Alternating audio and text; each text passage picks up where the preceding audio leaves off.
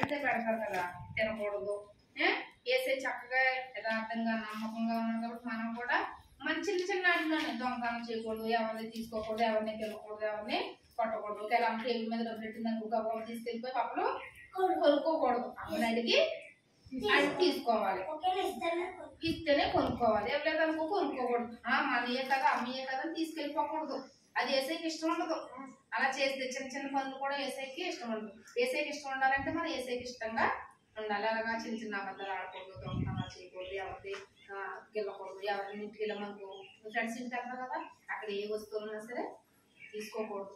ఒకవేళ ఎవరో కట్టిన తినేసి అక్కడ థ్యాంక్స్ చెప్పేసి ఆంటీకి వచ్చేయదు ఎవరింటికి వెళ్ళండి. అలాగే ఏసైకి అలా చేస్తే ఏసైకి మీరు అందరూ ఇష్టం ఏంటి ఇష్టం. అప్పుడు మిమ్మల్ని చక్కగా ఫస్ట్ క్లాస్ మనకు సెకండ్ క్లాస్కి వెళ్తారా, సెకండ్ క్లాస్ థర్డ్ క్లాస్కి వెళ్తారు కదా, అలాగే చక్కగా అవతల ఆడకుండా అర్థంగా దేవుడి కోసం కథ చెప్తారు కదా, ఎన్ని గుర్తెట్టుకున్నా దేవుడు మిమ్మల్ని అభివృద్ధిలో తీసుకొస్తాడు అనమాట. అలాగే మీరు చెప్పిన మాటలు కూడా కొన్ని ఇంటి దగ్గర అమ్మకో నాన్నకు కూడా చెప్పొచ్చు. ఏసే మంచి దేవుడు అమ్మ మన కొరకు పుట్టాడని తెలుసుకుంటున్నాం కదా, మరి అమ్మ నాన్న కూడా తెలుసుకోవాలి కదా. అంతే చిన్న మాటలు చెప్పాలి, అమ్మ నాన్న కూడా చెప్పచ్చు, మీ ఫ్రెండ్స్ కూడా చెప్పచ్చు. వాళ్ళు మీరు నలుగురు వచ్చారు, ముగ్గురు నలుగురు చెప్పి అక్కడ వాకింగ్ చెప్తున్నారు, ఏసై కోసం చెప్తున్నారు, రెండు వెళ్దామంటే వాళ్ళు కూడా ఏమవుతారు వస్తారు. తీసుకొచ్చినప్పుడు అప్పుడు మీరు ఏమవుతారు, దేవుడు కూడా ఇష్టం. అమ్మో ఈ పిల్లలు నాకు చక్కగా తీసుకొచ్చారని దేవుడు మిమ్మల్ని చూస్తాడు, దేవుడు ఆశీర్వదిస్తాడు. అలాగే మిమ్మల్ని చదువులో కూడా చక్కగా జ్ఞానం కలిగి మంచి ఫస్ట్ క్లాస్లో పాస్ అవ్వడానికి కూడా దేవుడు ఎవరు సహాయం చేస్తాడనమాట. చేస్తారా? అందుకని ఏసే మాట వినాలి, అలా చేయకూడదు. నేను క్రమశిక్షణ చక్కగా కూర్చున్నా కదా, డిసిప్లిన్ అలాగే ఉండాలి. అలాగే క్రమశిక్షణ వస్తూ ఉంటారు. మీ దేవుల్లో వచ్చిన ఇలా కూర్చున్నారు సండే స్కూల్లోనే మంచి విషయాలు నేర్చుకుంటారు, వాక్యాలు కూడా నేర్చుకోండి. హృదయంలో పెట్టుకోవాలి. అలాగే ప్రొద్దున్నే లేచి చిన్న ప్రార్థన చేసుకోవాలి. చేసుకుంటారా?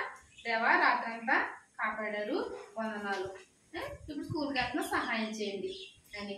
అలాగే మీకు బైబుల్ కూడా ఒకవేళ మీరు చదువుతాము, మీ ఇంట్లో పేరెంట్స్ ఇష్టం అనుకో ఇస్తాం.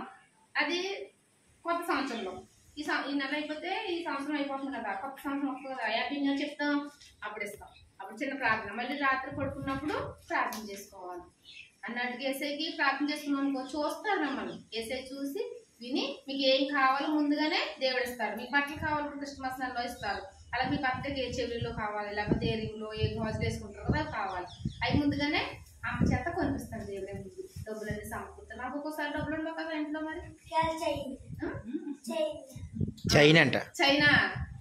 చైన్లు నీ మగపిల్లకైతే, మీకు మగపిల్లకి ఏం కావాలి, ప్యాంటు షర్ట్ కావాలి కదా,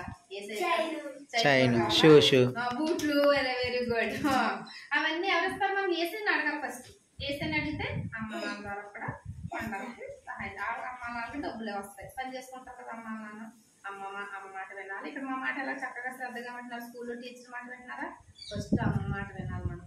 అమ్మ నాన్న మాట ఫస్ట్ విని అప్పుడు స్కూల్కి వెళ్ళిన తర్వాత టీచర్ మాట కూడా వినాలి. వింటే మనం దేవుడు చక్కగా అభివృద్ధిలోనికి తీసుకొస్తాడు. దేవుడి మాట వినాలా, దేవుడి మాట వినాలి, అమ్మ నాన్న మాట వినాలి. ఇలా పిలుస్తున్నాను కలా వెళ్ళిపోకూడదు, ఇలా తెమ్మందానికి అలా తేకూడదు. మాట మనం సమాధానం చెప్పకూడదు. సెల్ ఫోన్స్ అవి చాలా ప్రమాదకరం.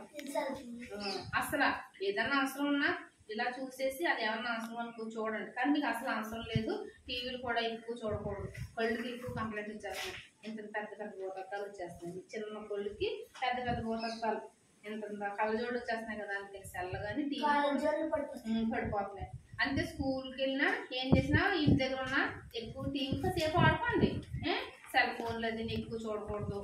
మంచి విషయాలు ఏమి సెల్ ఫోన్ టీవీలు ఏమొస్తాయి, చక్కగా కార్టూన్స్ అంటే వస్తాయి కదా, బొమ్మ ఛానల్ అవి, వేసే పాటలు కూడా వస్తాయి, ఫోన్లో కూడా వస్తాయి వేసే పాటలు. అవి మీకు తెలియదు కాబట్టి ఆల్రెడీ మంచి మంచి వినాలి. చడ్డీ ఈ చల్లి ఇస్తేనే కానీ అన్నం తిన్నాను కూడా దీవునా అంటావు కదా, అది అర్థమైంది. అనకూడదే, చల్లొద్దు, మమ్మీ అన్నం తినేస్తాను నేను చెప్పాలి. అమ్మకి అక్క చెప్పారు, అక్క చెప్పింది, ఆంటీ చెప్పింది అని చెప్పు. అలాగే ఉండాలి, దేవుణ్ణి ఎదగాలి. వాక్యం చెప్పానా, మళ్ళీ చెప్పనా, మళ్ళీ సార్ చెప్పమ్మా. రక్షకుడు మన కొరకు పుట్టి ఉన్నాడు, ఈయనే ప్రభువైన క్రీస్తు. రక్షకుడు మన కొరకు పుట్టి ఉన్నాడు, ఈయన ప్రభువైన క్రీస్తు. రెఫరెన్స్ ఎక్కడ ఉందమ్మా? రెఫరెన్స్ లోకాసు వార్త 2 అధ్యాయం అధ్యాయము 11వ వచనం. లోకా 2:11. ఓకేనా? ఆ వాక్యాన్ని బట్టి ప్రార్థన చేసుకుందాం. ఏదైనా స్నాక్స్ ఉండాలంటే టిఫిన్ చేసేసి అది వెళ్దామా మన ఇంటికి. మళ్ళీ నెక్స్ట్ వీక్ కలుసుకుందాం. ఓకేనా? క్రిస్మస్ వస్తున్నాయి కాబట్టి ఎవరికి వారు చక్కగా యాక్షన్ సాంగ్స్ అది నేర్పిస్తారు టీచర్ గారు. నేర్చుకుని స్కిట్స్ ఉన్నాయి, చక్కగా చాక్లెట్స్ ఉంటాయి. చక్కగా మంచిగా నీట్గా రెడీ అయ్యి వచ్చి దేవుణ్ణి ఏం చేయాలి? మనం స్తుతించి ప్రార్థించాలి, ఆరాధించాలి. ఎవరి కొరకు పుట్టాడు దేవుడు? మన కొరకు, మీ కొరకు, నా కొరకు, అమ్మ నాన్న కొరకు, ఉన్న వాళ్ళందరి కొరకు పుట్టాడు.